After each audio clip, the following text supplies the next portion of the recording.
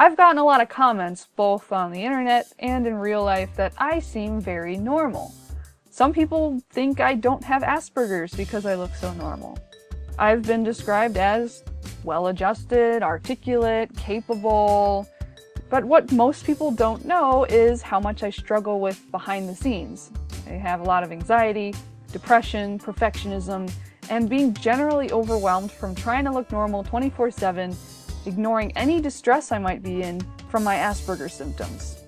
So the question is, why do some Aspies look normal and others don't?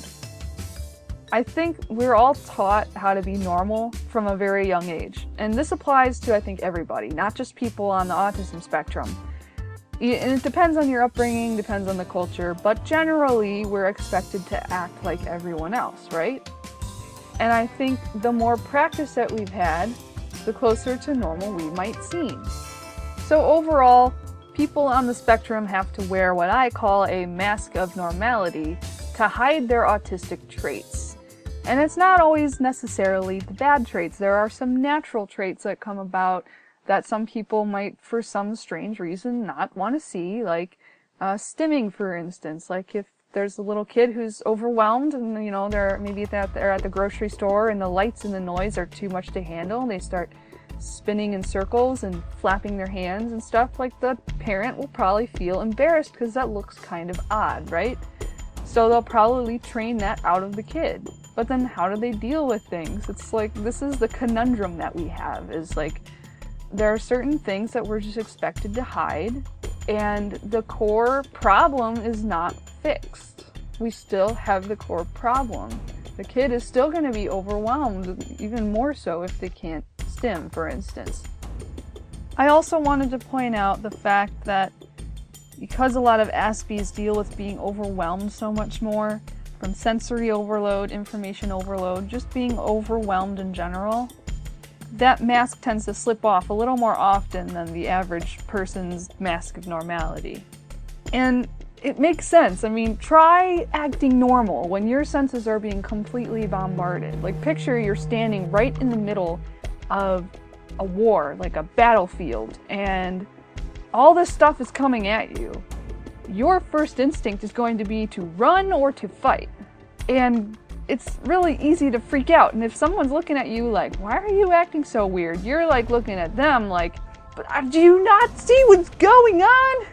So I'd like to emphasize that when you see somebody with Asperger's who's completely overwhelmed or overloaded, please do not expect them to respond in a normal way, because they probably won't, because they're past the point of being able to pretend anymore. Now, it's understandable why someone would want us to hide things like aggression or behaviors that are going to hurt someone, because nobody wants that. Nobody wants to be hurt. And I agree, but sometimes, we kind of just put a band-aid over those things, and the kid might still feel aggressive, and they'll carry that on later in life, and the core of the problem is never fixed. So I think rather than put a mask on these things, we need to figure out a different approach for people on the spectrum. I got this comment on my documentary, which I think describes this so well. It reads, "I'm partially annoyed by the fact that some of us have learned to mimic social behaviors of others. In my case, it is a tiny bit of a burden. Because I act normal most of the time, I can't have an Aspie moment. My mom gets annoyed about how aggressive I've been getting recently. The reason behind it is I'm putting way too much energy into being things that I'm not." This is the conundrum.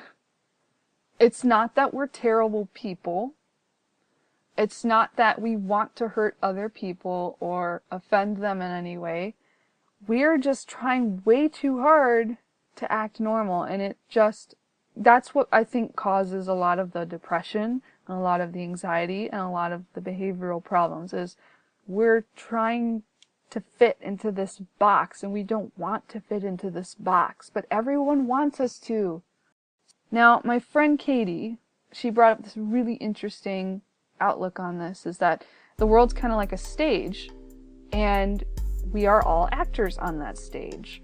And people with Asperger's, they're put into these roles that we are not necessarily meant to be in. And so it becomes very uncomfortable after a while trying to act like that character when that's really not you, and it's tiring, it's draining. And yet people look at me and they assume I don't have Asperger's because I am so good at playing this role. It's draining, but I'm really good at playing it. Now, in my case, my normal traits, those are the only ones I tend to show in public. So that includes even being with my friends, even if they know I have Asperger's, to them, I look normal 80% of the time because of, when I'm around them, I'm normal. But that's not the real me 80% of the time. The real me 80% of the time is quiet and focused. I don't have as much capacity to listen sometimes. I actually made a list here of some of the traits that I have. Sometimes I am too obsessive and perfectionist. That sometimes keeps me from being productive. Sometimes I might not hear what you say because I'm too focused intently on something else. I also will rant for long periods of time. I had to do this a bajillion times to get this video to sound right. And I will also go in circles before getting to the point.